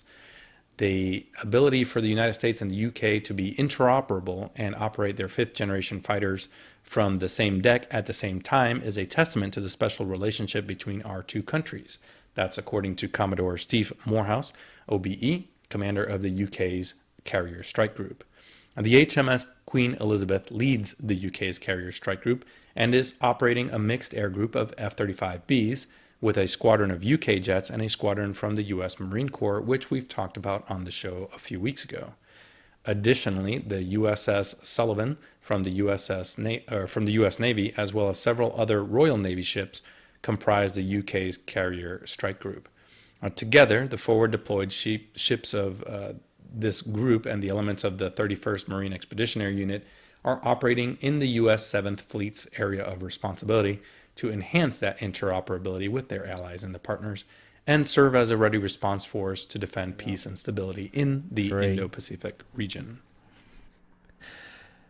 Thank you, Armando, for that. I'll tell you what, it's always good to see us working alongside our US friends, especially when it comes to things in the sea, because we have got a fantastic Navy here in the UK. We are incredibly lucky to have the Royal Navy. As they are, and obviously with our new carrier as well, because we have got that nice shiny. Yes, we do have one now. Yeah, and we actually have aircraft on the carrier as well now, which is amazing.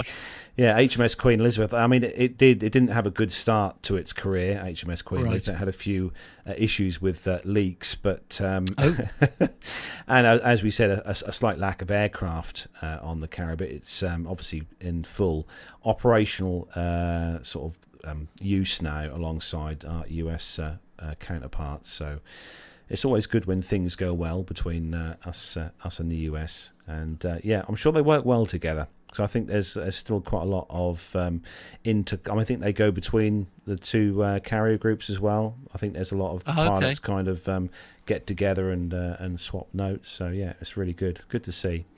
So we've got another video for the next story from Armando. This one is all about the Boeing MQ-25 Stingray. Our next military story comes to us from the aviationist.com. The Boeing MQ-25 Stingray tanker drone achieves another first. On August 18th, conducted the first air-to-air refueling with an E-2D aircraft at Mid-America Airport in Muscoota, Illinois.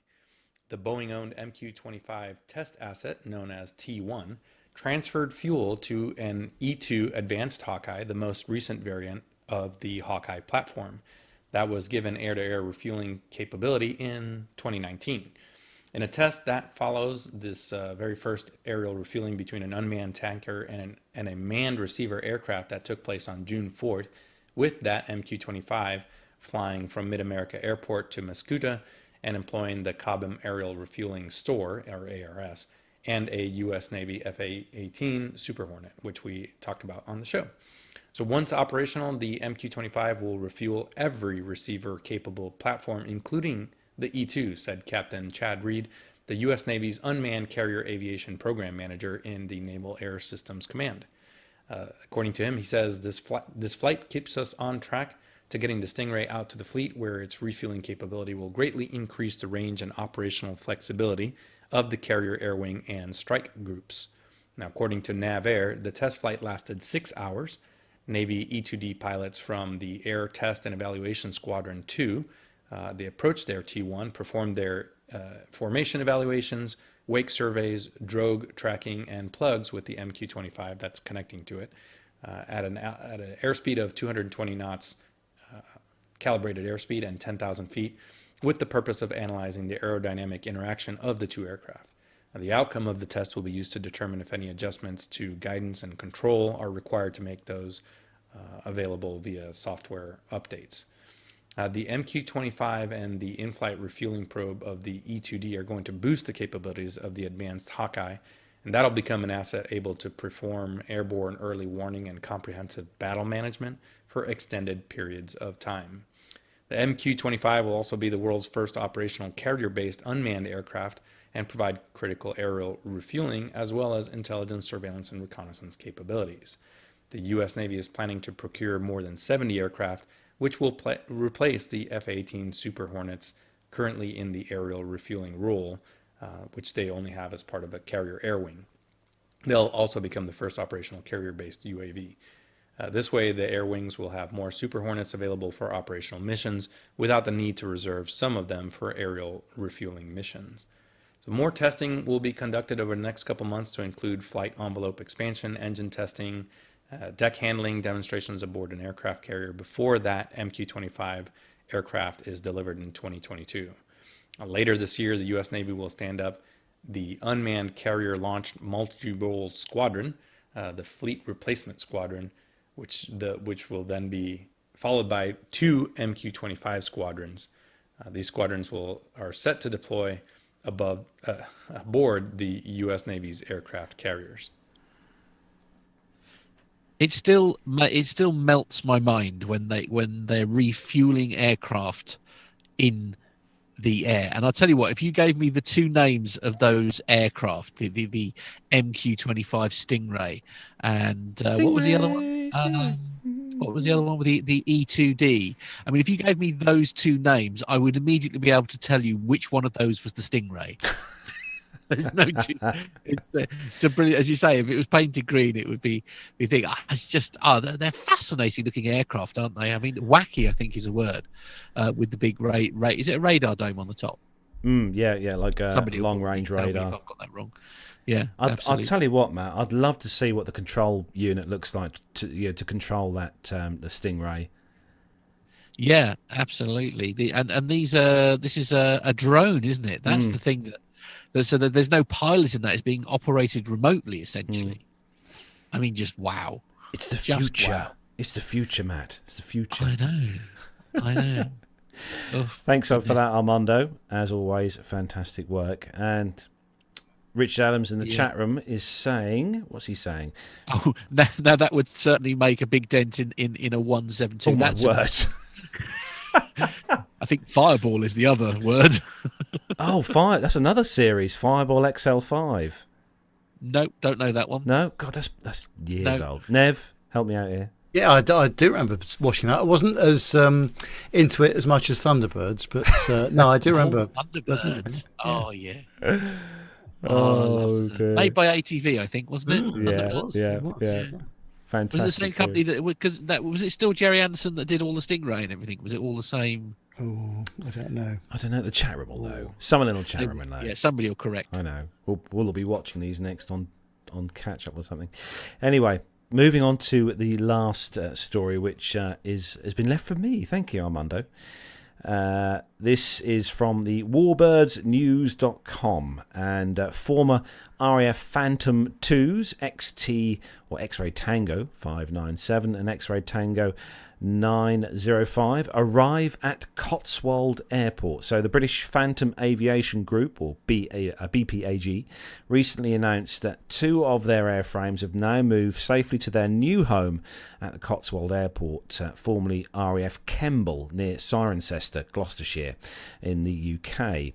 On the 22nd of July 2021, the McDonnell Douglas F-4K Phantom X-Ray Tango 597 made the 125-mile journey from Prestwold, Leicestershire, down to Cotswold Airport. Once on site, the former Royal Air Force combat jet joined FGR-2, or X-Ray Tango 905, which had undertaken a similar journey 3 weeks prior.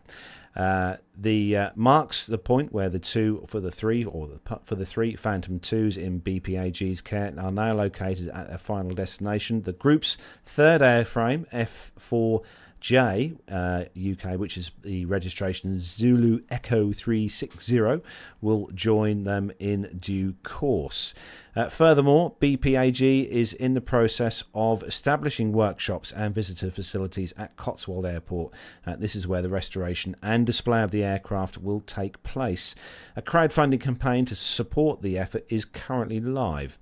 Many of the aircraft have worn the A&AEE's unique and striking tricolour scheme, nicknamed Raspberry Ripple. I like ice cream. And the Phantom was no exception. X-Ray Tango 597 took its first flight in November 1966 and is one of three pre-production F-4K variants. It served as the trial and evaluations aircraft for the UK's Phantom fleet for many years, including its participation in the initial deck trials aboard the USS Coral Sea, before eventually retiring to a museum at Ministry of Defence base at Boscombe Down. However, when this facility closed in 2012, the aircraft was put up for disposal, and resided for a period at a private airfield while awaiting a buyer.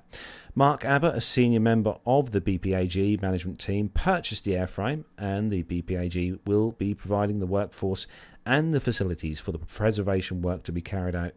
And in return, when ready, the aircraft will go on display as part of the BPAG collection. Interestingly, the British Phantom Aviation Group owes its origins to social media and the formation of a special interest group on Facebook back in 2012, with a membership comprising of both ex-service personnel and aviation enthusiasts. It was dedicated to the UK-specific variants of the McDonnell Douglas F-4 Phantom II and its time with service within the Royal Air Force and with the Royal Navy's Fleet Air Arm. Now, I can remember many moons ago when we used to have such things in the Royal Navy as the family days when my uncle was in the Navy. I remember seeing the Royal Navy's F4s in flying and doing a formation fly past. And that was many years ago. I was a lot younger than I am currently now. But yeah, it's good that these are being preserved. Obviously, there's a few aircraft in the UK which I would love to see preserved. I'm just going to get my soapbox here and stand on it whilst I'm live and say about the TriStars at Bruntingthorpe that are currently rusting away and could do with going. One of them could do with going to a museum somewhere. If anyone's listening, or well, of course, let's not forget what Neil was so very yes, the guppy. Involved with the old guppy as well, because that's at Bruntingthorpe as well, wasn't it? Yeah, I think they've dismantled that now, Matt. They've really? I think that's been cut. I think it's been cut and removed. Don't hold me up, but I'm pretty sure I saw some social media posts that said that aircraft had been cut up and disposed of, which is blooming awful, if you ask me. Heartbreaking, I think, is the only thing we can say there. Yeah, it's not nice at all. Which is unusual, isn't it? Because Nev, I mean, let's be honest. I mean, we're usually pretty good at sort of preserving these things, aren't we? I mean, we've got normally quite a good reputation for restoring and preserving things. Yeah, and no, I remember going on the guppy at Bruntingthorpe very well. Was that 3 years ago? It was, now? yeah, the Cold War Jets Day. Yeah, that's right, it was, wasn't it? Actually, and, Jonathan Warner's just said it's been scrapped. Yes. Oh, it has been scrapped. What a shame. What a pity. That's just awful. Really terrible. It's terrible. I know that I remember when Neil was telling us that it suffered some damage during the very high winds that we had as well. That was an endless task to try and keep the thing safe for the public to go onto. But great pity, wasn't it? Yeah. Anyway, right. Perhaps someone will pull their finger out somewhere and get something done with these other aircraft that are laying around the UK. I don't think there's quite the money sloshing around that there used to be. That's I'll give them a part of the fiver. problem, I think, isn't it? Anyway, right. So just a last little bit before we wrap up the show. For those of you who watch the show, know that I do love me flight simming. I do love a go on a sim. Really? Yes, I do. That's I love a bit brand of new, sim shocking work. information. And I have the home sim, which you've all seen if you've watched the show on YouTube. You've seen the setup I've got. But I thought this week, just for a change, I'd do a quick video of a landing that I'd done on Saturday. When you say quick, how? It's only a short video. Don't panic. Oh right, I had visions of it being the full sort of 25 minute. No, that's not full flight. No, this is on. For those of you who don't know, this is on X-Plane 11, which is the flight sim I use at home with all the setup I've got. And this was a flight I done Saturday, and I just quickly videoed the approach into my favourite airport in Europe, which is Lucca Airport, or Lima, Mike Lima.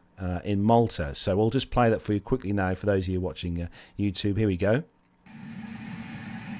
Okay, you'll have to, for those who are listening, so Carlos, just I'm on approach. Here we go to runway 31 at Lucca Airport. What's the black line in the middle there? That's the 3 screens. I use 3 screens, so there is a bit of a sort of divide between the screens. And over the touch. There we go. Look, and there we go. A little bit heavy on touchdown there, but I was quite heavy on landing. Thrust reversers being deployed there, and spoilers popping up there. And what is this aircraft exactly? Well, technically, Air Malta don't actually fly a 737 now. They've got an all Airbus fleet. But they used to fly 737s, and the great thing with X-Plane is you can put a livery on any livery on pretty much any aircraft you want. So you can put whatever livery you want on an aircraft. So I stuck the old school Air Malta livery on this particular 737. I think it's going to have a heavy landing check somehow. It wasn't that the bad. way you smacked it into the runway there.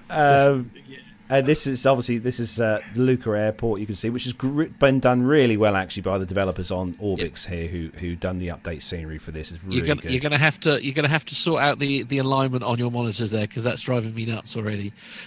Well, it's technically it's when you're flying, it's perfect how the setup is. Right. Well, when you're doing the review of the flight, which is what this is from, it obviously looks better. There we go. Okay, good. bit of fun there, just for those of you guys and girls who love a sim or two. Actually, you're Matt, aware that most people who listen to this show do actually listen to the audio version, right? Just checking, you know that. I know. Well, for those of you who do listen to the audio version, take yourselves over to the YouTube page to see the video. Captain Cruz has commented on there, actually. Oh, go on. What's he said? 9 Hotel Alpha Delta India 737-300 is now Papa Kilo Yankee Golf Whiskey of Trio MG, maybe the same in the landing video we saw the other day. So the plane is used for heavy landings. Okay. That Tri-MG airline, I'll have to look that one up. It's just a stock one that someone developed for that aircraft on X-Plane 11.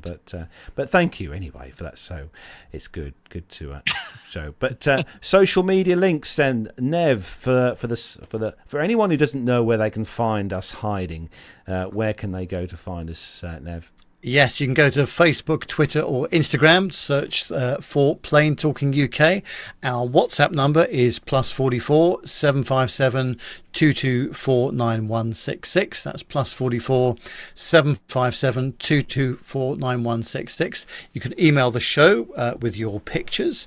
Of course, we can put some of those behind Carlos and Matt when he's back in the studio as well.